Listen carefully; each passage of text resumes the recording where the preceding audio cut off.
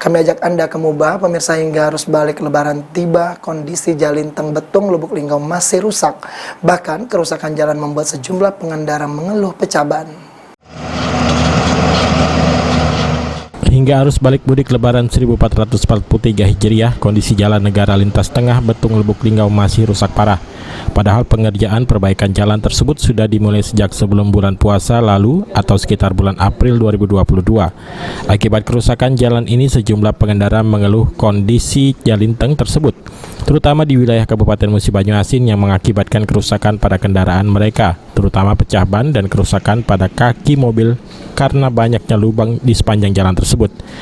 Pengendara berharap agar pihak Balai Jalan Sumsel bisa serius dalam pengerjaan perbaikan jalan lintas tengah ini.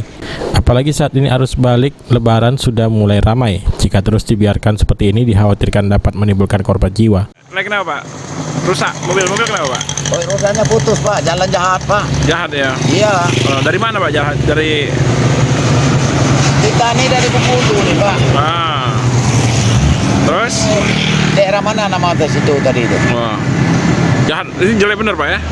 Jahat putus kelimanya tuh, baik roda tuh, Pak. Apa jalan banyak lubang sebenarnya, Pak? Iya, banyak lubang, Pak. Ini sering sudah ada berapa lama sih, Pak?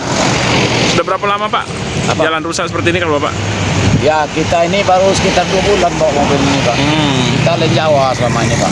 Daerah lintas tengah ini aja, Pak, ya? Ya, yang daerah kayu inilah. Daerah kayu rusak, Pak, ya?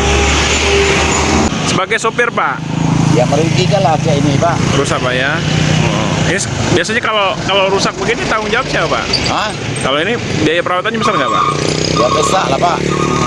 Terus waktu terganggu nggak, Pak? Ya, terganggu lah. Dari jam berapa ini? Tadi tengoklah keadaan Bapak tuh, copot galoban kedua-duanya. Ruzi Iskandar, PAL TV. Gara-gara lubang, Ya, Pak, ya? iya.